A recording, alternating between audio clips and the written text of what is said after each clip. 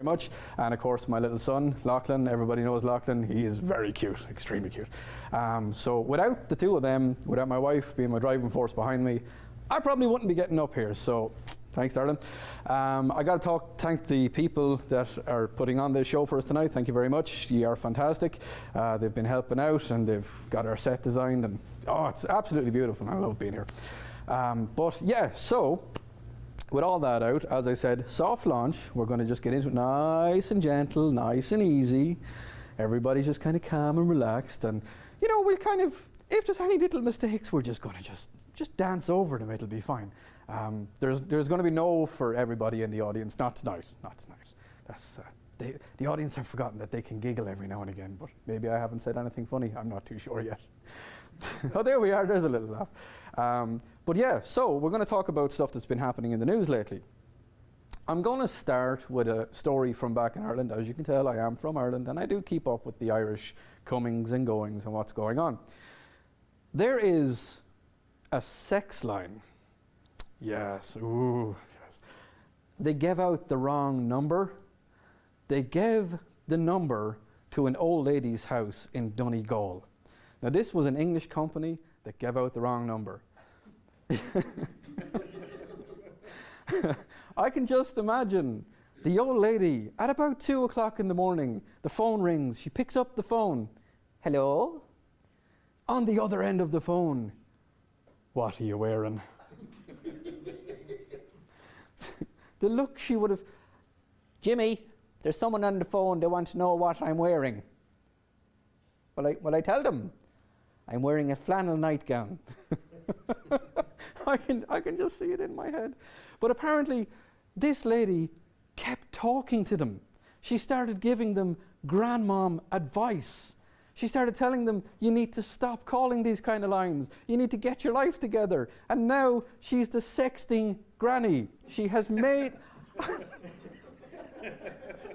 She is the sexting granny.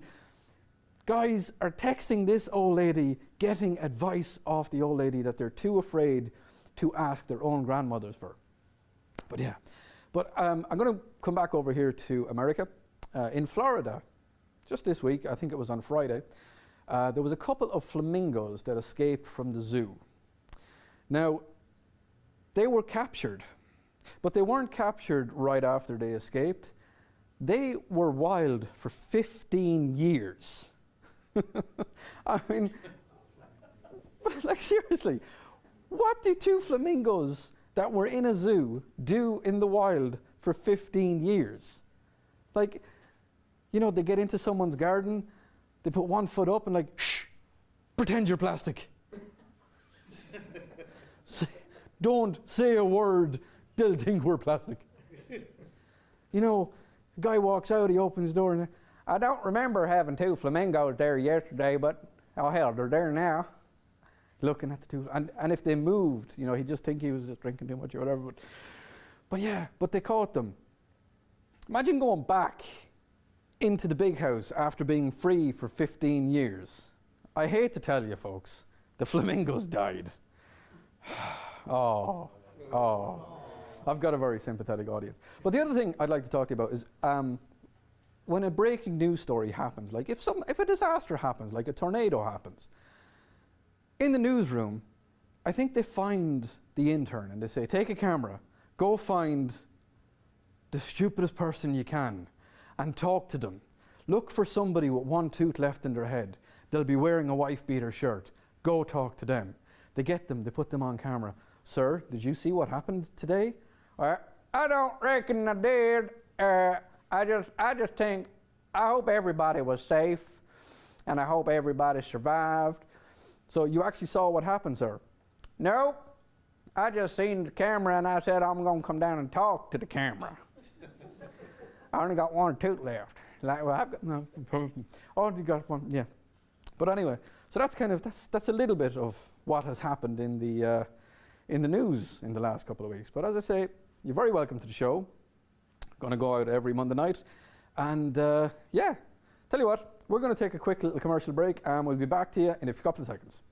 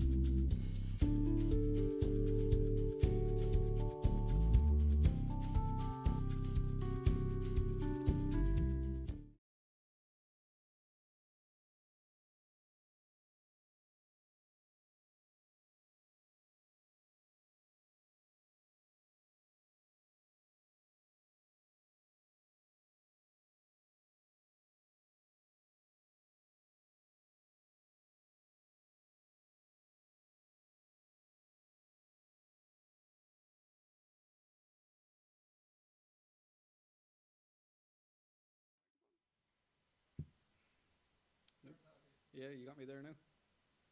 1, 2, yep, perfect. Are we back? Yeah, we're back. Okay, we're back. I don't know what happened there, but we're back. I suppose this is live television after all. But yeah, so straight into our first guest, and would you please put your hands together for Mr. Shane Dowder. How are you? I'm fantastic, Shane. How are you? Not bad, not bad. Good, Well. good. Well, thank you very much for coming down and being part of our very first show, being our very first guest on our very first show. So yeah, we get the money. Are you getting paid for this? How's he? Are you getting paid for this one?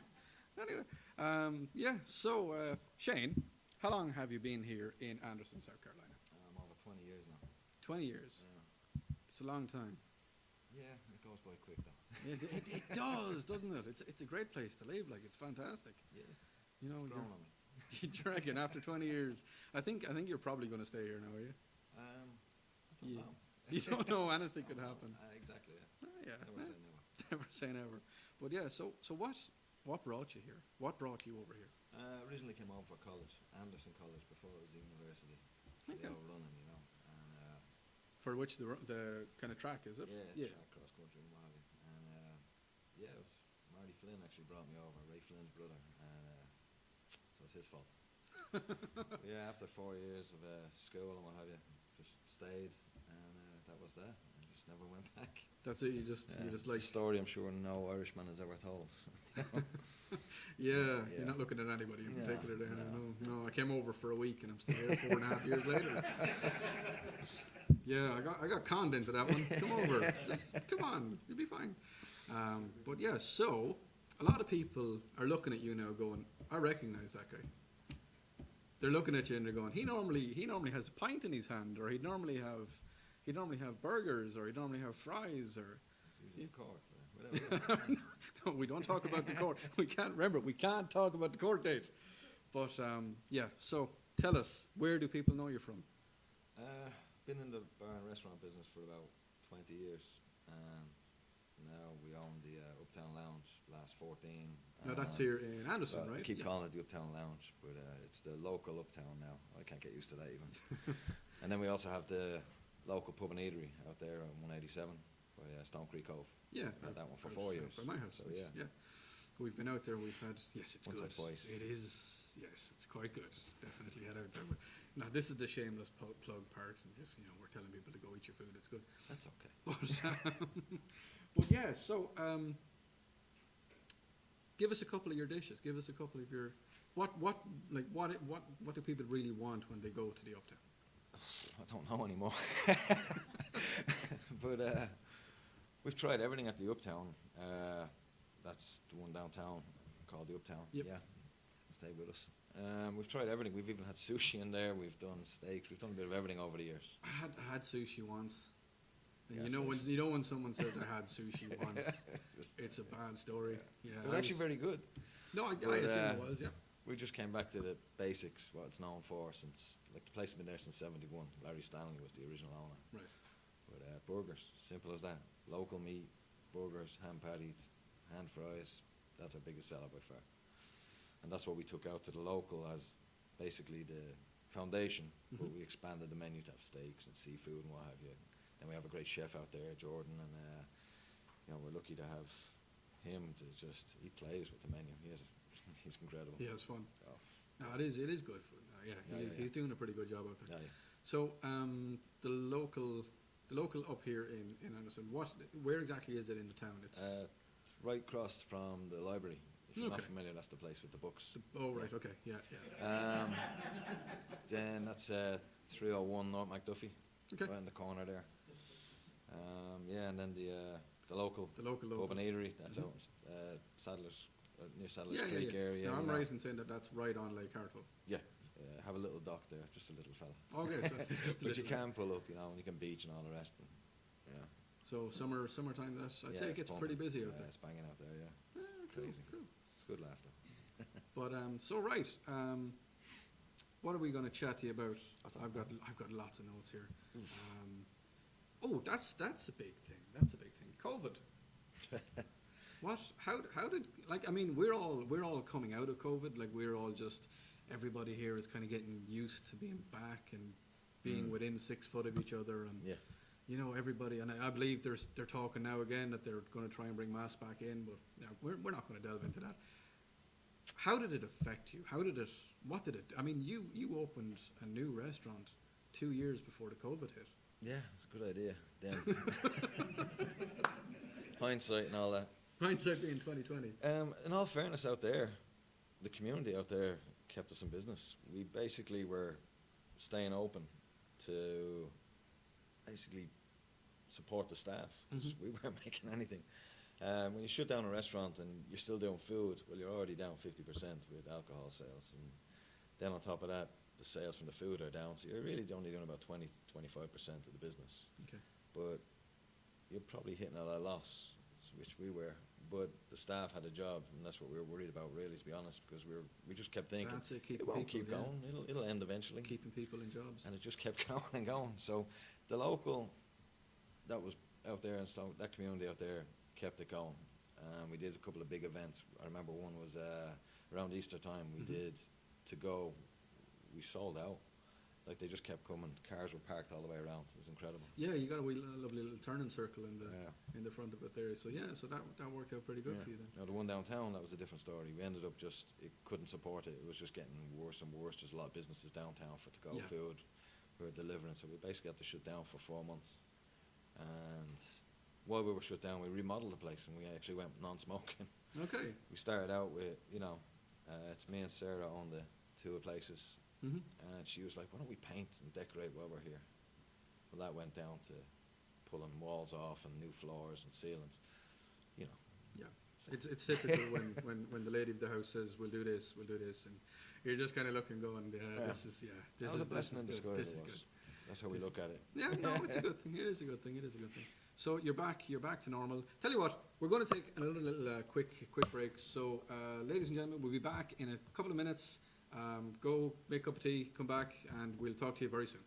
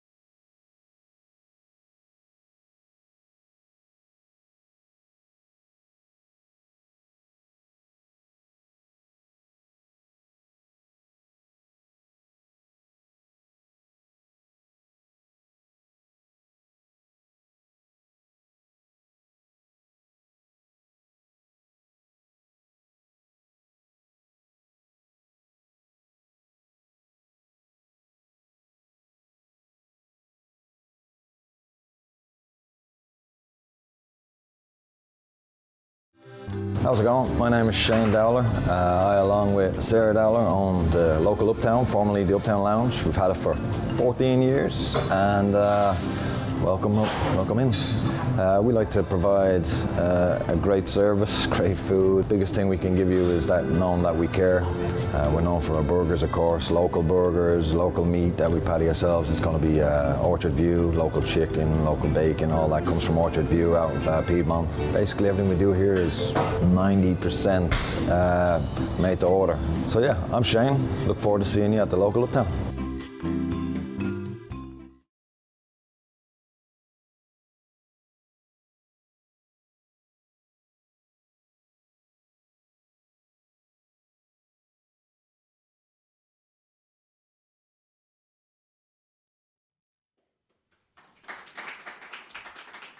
And you're very welcome back to Nighttime with Odran McG. I am Odran McG, and we still got Shane. Shane, you holding in there? I'm holding in. I'm all right. What do you think? Do you think we're going good so far? I feel like I'm here with Gayborn. This is brilliant. Did you like this? So we've got people back in Ireland watching as well. Hi to the folks back in. Both of them. Yeah, all two of them. They were asking after you. They're making sure you're okay. That's the thing when we leave Ireland is people like the other 4 people, they constantly call us up and, are you doing okay over there? How's America treating you? Yeah. 4. 4, yeah. Do you not get the 4 phone calls I anymore? never got calls until my family found out I had a bar. Then I got calls a lot. Yeah. It's funny how that works. I mean, like, not to put stereotypes, not to have Irish stereotypes, but an Irishman owning a But it's bar. Yeah. true. That's my brother. Yeah, good little guy. My assistant here got this for me, and she was like, you know, you need it. You're Irish. You have to have a leprechaun. I'm like, I am a leprechaun. Anyway. Yeah, got in trouble for that once. Some people know about that. Some people don't. Yeah. Anyway, right. Getting back to, we talked about COVID. Now, I believe that, was it 2 months ago? You put on a bit of a fundraiser. All right, yeah. So you wanna give us a little insight as to that. So first of all, what got the ball rolling for the fundraiser? What was the initial? What happened? Tell me a quick. Little backstory is that one of our bartenders, Gillian, she's been there with us for a couple of years. Mhm. She's phenomenal. Everybody knows her. She works day shift, and she's just, anybody walks through the door, just hello. She's brilliant. But right before Christmas, her hubby Lane, he got sick, and without going too much into detail, I don't know what should be okay with me sharing. Yeah. But it just kept going worse and worse and worse, and eventually they found out it was cancerous, and it almost felt like it was touch and go from what we were hearing. We were like, what? Yeah. So the people that actually started the fundraiser was the regulars that come in and see her around the happy hour time and all the rest. She's there till about 5, and they come in and So they were they just kinda approached like, us. Yeah, we want to do help you something. out. They were going over to our house, bringing stuff and food and stuff. And it was just like, we'd like to do something. It's around we can do. And I said, leave it with me. I have an idea.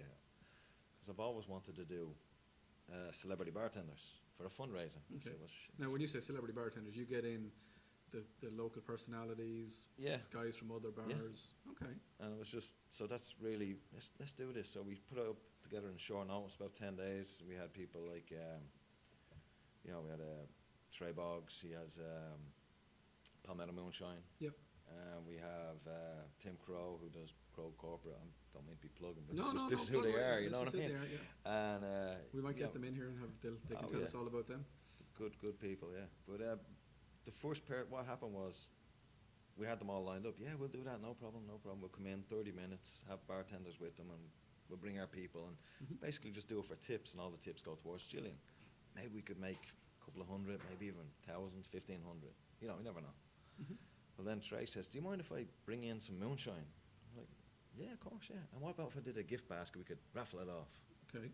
Okay, no problem. So we had this chat going. So it started to And then grow every legs, one yeah. of the people that were involved with the with the fundraising, bartending yeah, side yeah, of it, yeah. you know, like even, you know, you had Blake Grice from Electric City Mixed Martial Arts, and Mhm. he's like, okay, I'll give free Couldn't membership.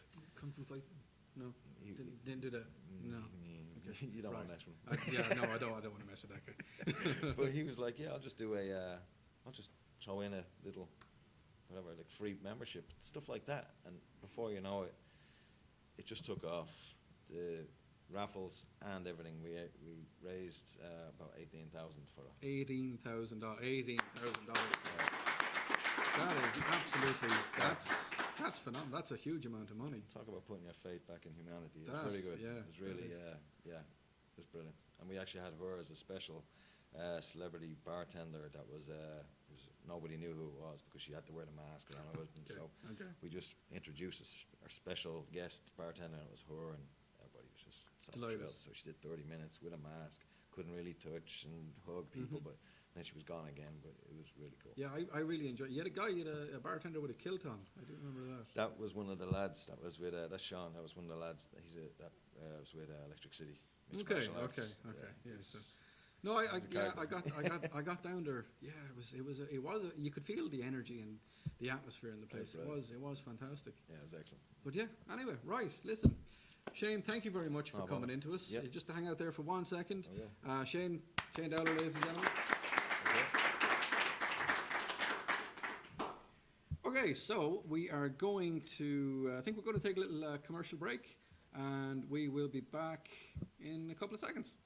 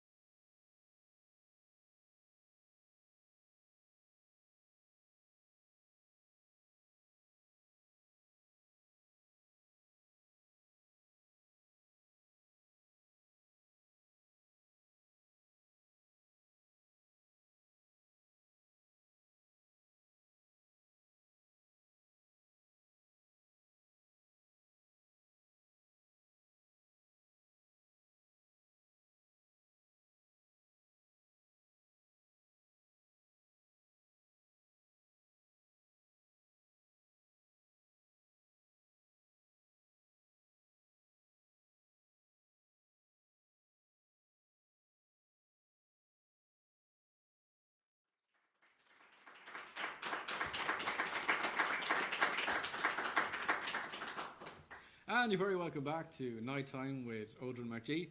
I think it's time for a little bit of music now. So if you would please put your hands together and welcome Jodi Dimarco.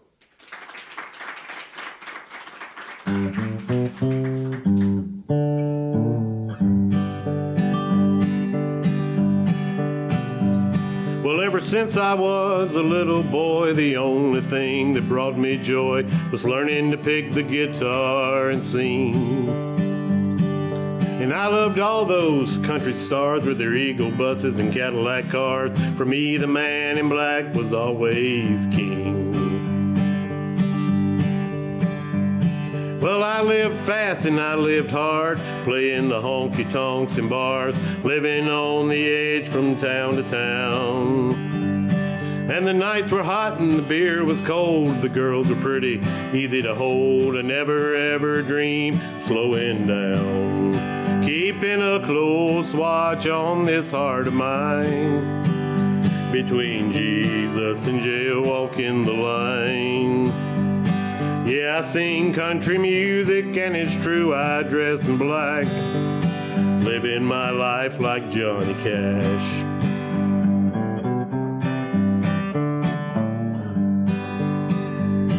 Well, I was living out my dream when things got hard, times got mean, my world went upside down in the fray.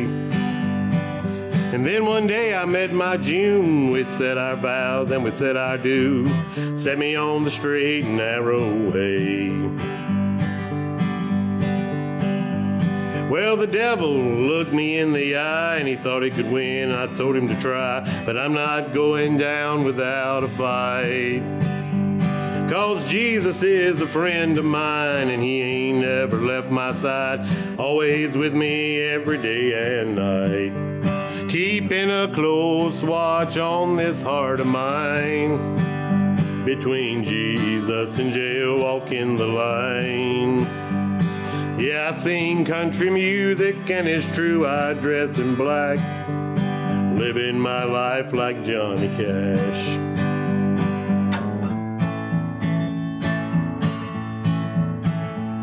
Well, I guess it's true I've mellowed some, but that doesn't mean I don't have fun. But the whiskey and the beer make mornings hard.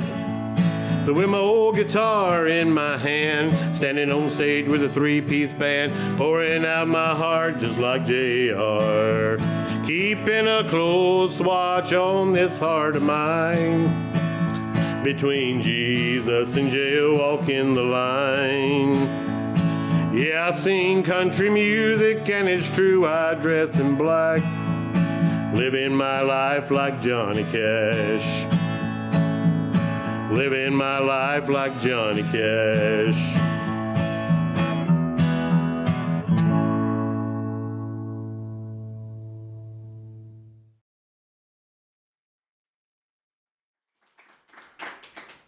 And you're very welcome back. Yeah, that was Jodi. He's fantastic, absolutely amazing. Jodi, come on over here, man. Have a conversation with us.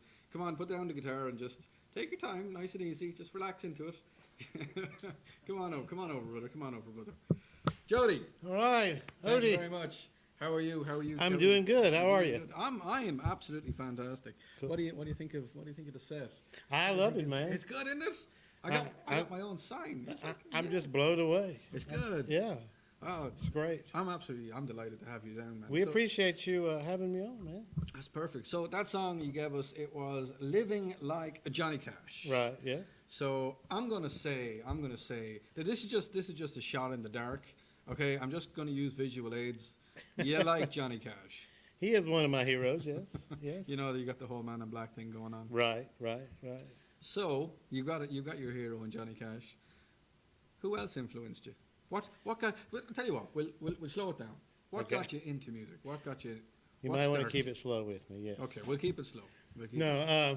Well, when me and my brother were kids, my family went to this music park, and they had all the country music stars every weekend. Right. And this was in the 70s, early 70s, and all. I wouldn't know about that. I wasn't. And it was a great time to be alive. I'm just saying. Yeah, I missed. I think I missed it.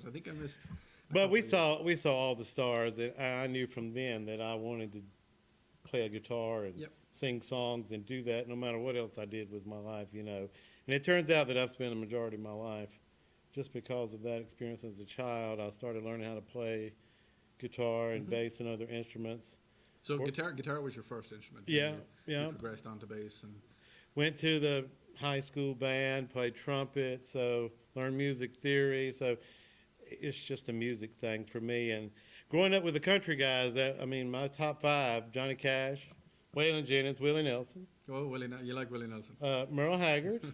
I think a few of our audience members like Willie Nelson. And then when I was, especially in the 80s, we were all the rowdy friends with Hank Williams Jr. Yeah. Oh, yeah. We listened to that music and we lived that lifestyle as hard as we could as teenagers and in our 20s playing music, traveling up and down the road. Yeah. So we had a great time. And like, is there any kind of, is there one story that just kind of like,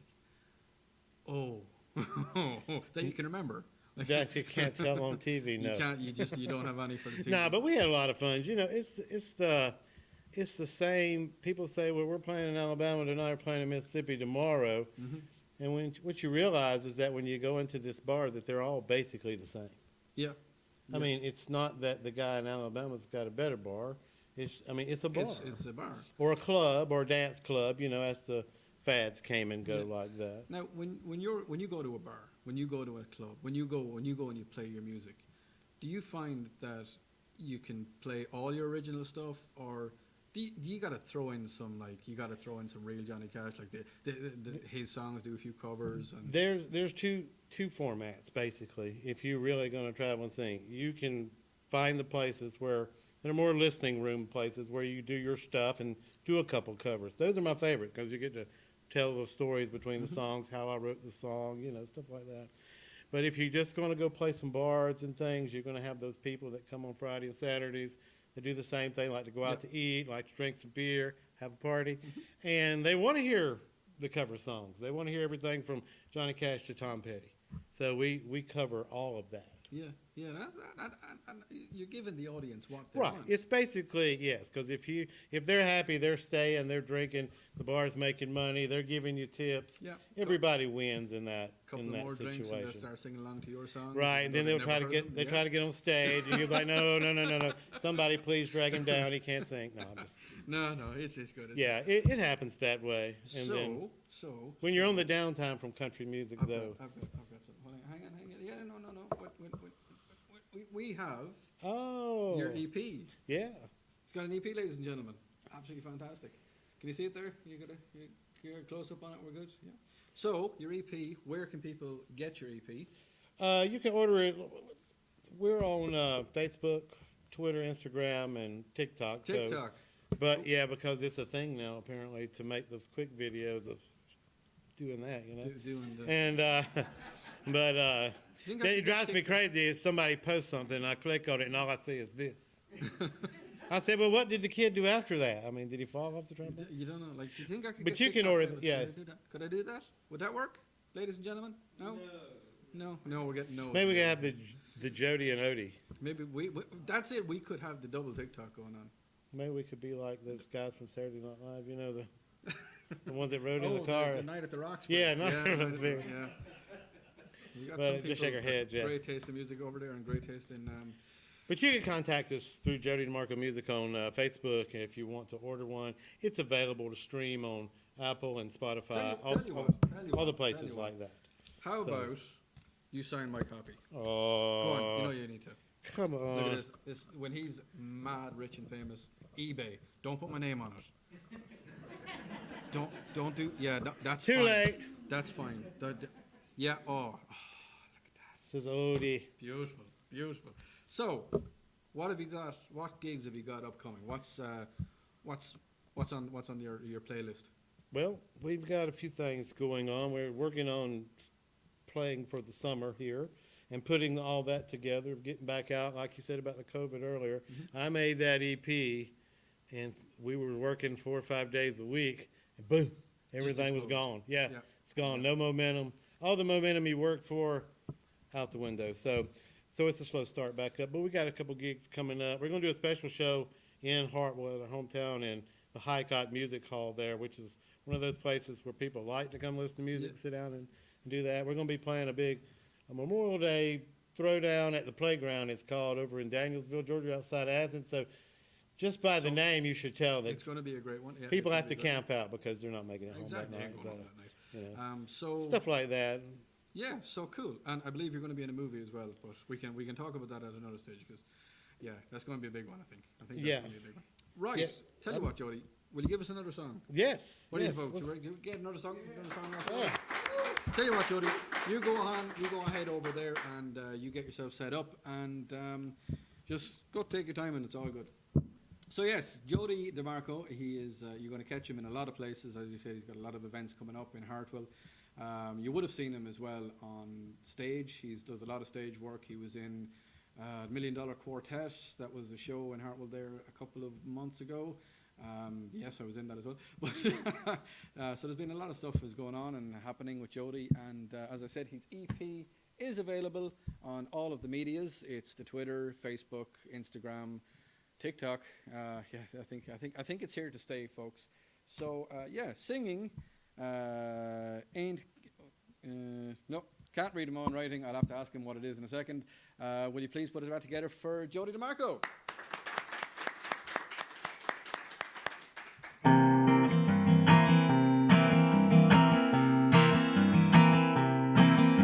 Well, everybody's got a little blues that they feel inside. Everybody's got a little something that they need to hide. But don't worry now, that's just a part of life. Sometimes we all gotta struggle every now and then. Sometimes we get knocked down and get up again. 'Cause sooner or later you'll take one on the chin. You only go around once in life, so buckle up and enjoy the ride. Live every day until you die. You ain't getting out of this world alive.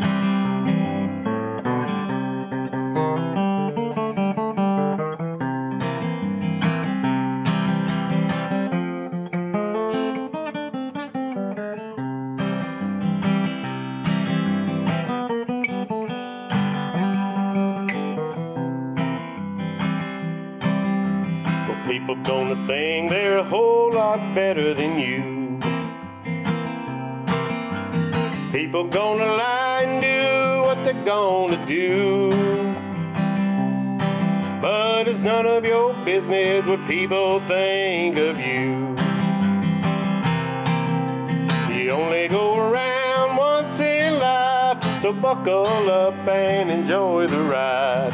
Live every day until you die. You ain't getting out of this world alive.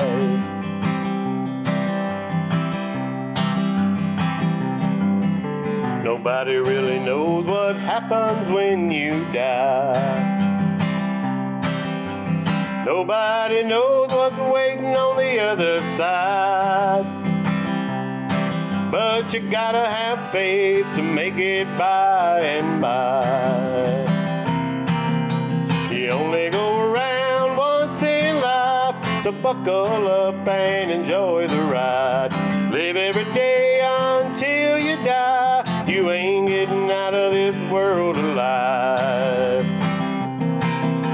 You only go around once in life, so buckle up and enjoy the ride. Live every day until you die. You ain't getting out of this world alive. You ain't getting out of this world alive. We ain't getting out of this world alive.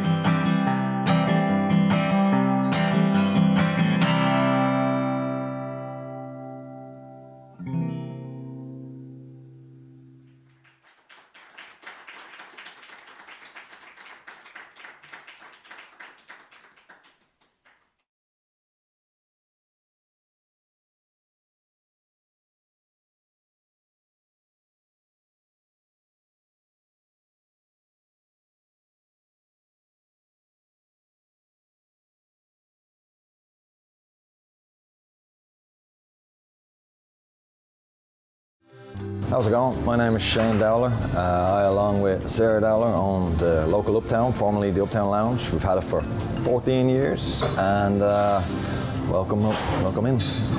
We like to provide a great service, great food. Biggest thing we can give you is that knowing that we care.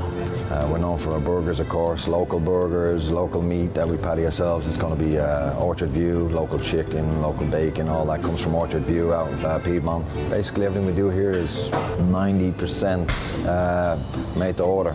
So yeah, I'm Shane. Look forward to seeing you at the local Uptown.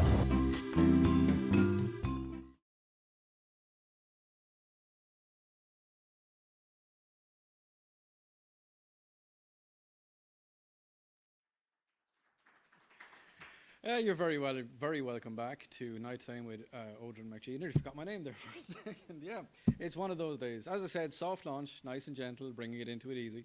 But yeah, so it is time for a little bit of comedy. And will you please welcome to the stage, all the way from Greenville, South Carolina, Mr. Tom Emmons.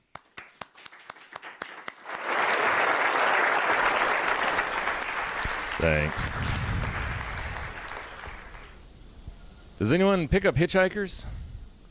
Because I need a ride.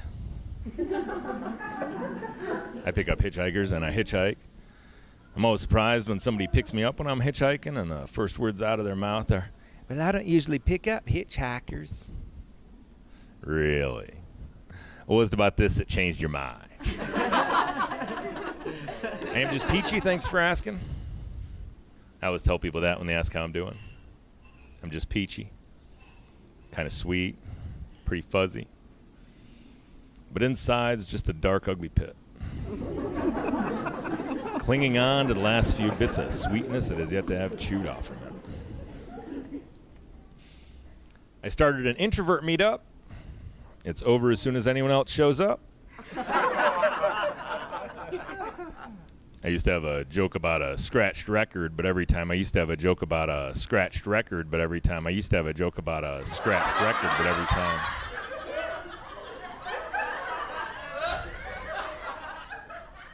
I fell asleep watching Inception, and now I don't know if I fell asleep watching I am an only child. My mother recently had a hysterectomy, so I guess that little brother's really not coming along after all.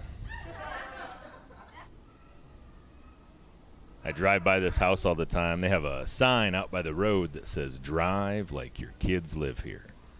And I do, because I don't have any kids. So I drive like no one lives there. I drive like my kids live there because my imaginary kids are smart enough to stay out of the street. Or I'll get new imaginary kids. That's one of the great perks of imaginary kids. They're easily replaced. I'm going to name my first kid Anonymous. That way he'll get credit for all those quotes.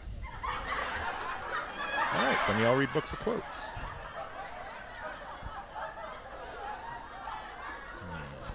Finally figured out that ramen noodles are just alphabet soup in cursive. Thought about joining the American Society of Skeptics, but I don't trust them. I called him up. I was like, "Hi, this is Tom." The guy said, "Prove it." I was like, "Wow, you guys are hardcore." "I don't think I can prove that to you." He said, "Are you sure?" I said, "No." He said, "Okay, you're in." Welcome to the ASS. I like to take a Lucky Charms marshmallow and some Golden Grams and a chocolate chip and make the world's smallest s'mores. Hardest part is toasting the Lucky Charms marshmallow. They break when you poke them with a stick because they're dry, like a hardwood. So you have to pre-drill them. Which kind of spoils the moment for making s'mores.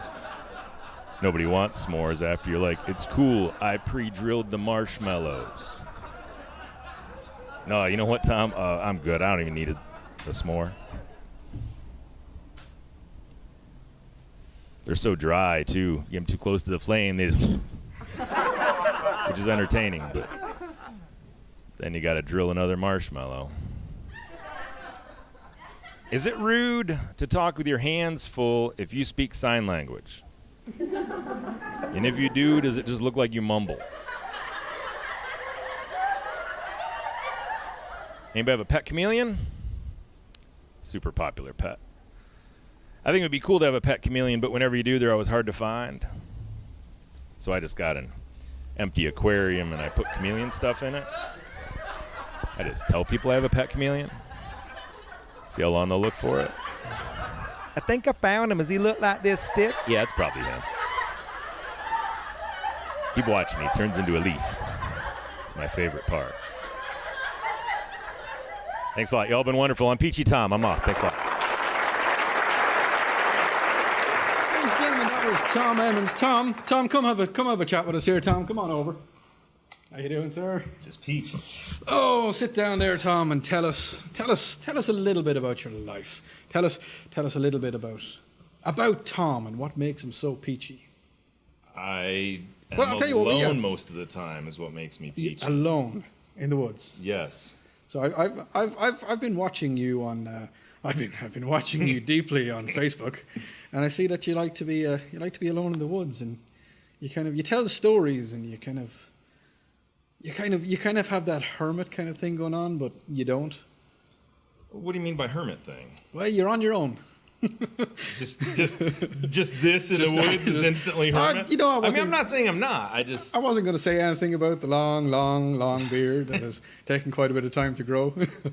Well, I was in the Air Force. They made you shave every day, and now I don't have to. So, Is it kind of, I don't have to do it anymore, so I ain't going to do it? I didn't want to do it then, really. I wasn't okay, that excited about it when I, had to do that. So, no, I'm in the woods a lot. I live out in the woods. I live like 30 minutes south of Greenville. Okay. So I'm out in the country, and we have goats and chickens and turkeys and woods where I can go and sit and read the Bible and, So you've got the whole kind of Green Acres thing without the crazy annoying person beside you. Perhaps. Yeah. I'm not as familiar with Green Acres as I should be, other than the fact that I know it's a sitcom about like a farm thing. But yeah, I think they were incompetent, so I don't know that I like what you're insinuating. Not that you're wrong, but I'm out there. I'm not. But so the big thing with Tom is comedy. Now you started comedy. You're about 13 years doing comedy now, are you? Almost. So since 2009. What got you into it? What was the driving force behind getting Tom up on stage? I always liked comedy. I mean, I've liked stand-up most of my life. I used to watch like Evening at the Improv and stuff like that when I was young. I'd go over to my uncle's house, and he had cable, and so I could hang out and watch stand-up comedy in the 80s and stuff like that, where I would quote, comedy albums that my parents had back to them or whatever. So I read something. So I was interested in it. I never was at an open mic. I never was around where there's open mic comedy, and so I could perform. Yeah. But I read something that somebody said, I don't remember who, some comedian, that if you want to be a comedian, you need a notebook. You need to have a place to put your ideas so that when you do think of a thing that you think's funny, it doesn't just go away and you forget about it. It's just not disappeared and gone. You got it. Just write it down, record it in some way, so in a place where you can later find it. And I did that for about 7 years. Okay. I had a stand-up comedy notebook where I would occasionally put something right down in there. And then you figured, right, I've got enough stuff. I'm going to just get up. No. I was going to watch live comedy semi-regularly at the Gathering Spot in Greenville, a show that Nick Shaheen used to do, but it was a booked show. Mm-hmm. It had been advertised in the newspaper as an open mic because they aren't factual. Yeah. And they just, whatever, roll with whatever. They're like, you know what? This looks like it must be open mic. These can't be professional comedians. It's got to be.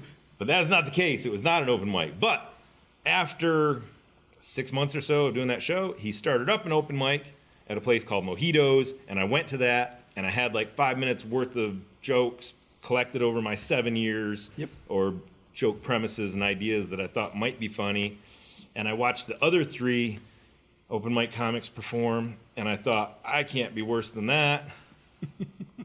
And so I finally mustered the courage to get on stage, and people laughed. And so I've been hooked ever since. And that's it. Where would you say you took your kind of... Who inspired you? Who inspired you in comedy? Like, who do you base your kind of... It's not even a specific person. I pull what I can from where I can. But ultimately, I think that my dad, being from New England, Yeah. having a very dry sense of humor and going after that. So I like I like all kinds of comedy, but I like dry comedy. And so I'm kind of drawn to that. I don't know. If you're just looking at, I mean, I went in the Air Force instead of the Marines. You can look at both of those, be like, well, you get out and you're a veteran from either one, and one of them's going to be really hard, and the other one's the Air Force. And so I look at, like, I'm like, whoa, you could be the super high energy comic. You'd be like, you know, hello, my baby, hello, my darling, hello, my ragtime guy, whatever. And Or like, you just oh, that's exhausting. you get into the niche where you can. I need to rest after doing that. And you can I was relax like, on nah, stage, yeah. Here's the joke. You know, you figure it out. Have you ever? Let me give you the punchline. See if you can figure out how I got there. And speaking of your, like, because you're a well-educated man. I mean, is there any of your jokes that have just kind of, you know, people in the audience are just kind of crickets, and you're just staring at them, and they're looking at this guy going, No, I always crush. They're like, why is younger Santa standing there? No, it's definitely happened. Sometimes you wish you had better audiences. No, my audiences are great. I had wonderful audiences this past weekend. I assumed that they were educated people. So what have you got? What have you got coming up? What's your next shows? Tetrad Brewing in Greenville this Friday. This Friday night. Okay. Yes. That's Good Friday, isn't it? Sure. Good Friday, yeah, I I have think. no idea. I know it's coming up. Yeah, it's It coming probably is. I probably should know that, but you know, I don't. So Tetrad in Greenville. Go see Tom. Tom, what time is it kicking off at? I don't know. Yeah, Like we'll 7? say 7 or 8 o'clock. It's all around that kind of time. So, ladies and gentlemen, Tom Evans. Thanks. Appreciate you having me. All right, so we're going to take a quick little break and commercial break from our sponsors, and we'll be right back.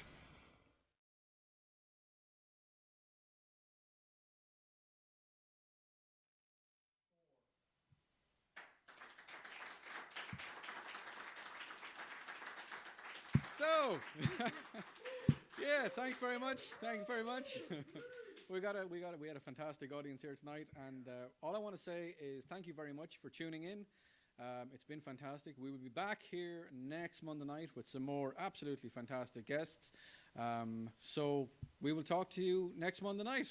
I'm Odran McG, and thank you, good evening, and good night.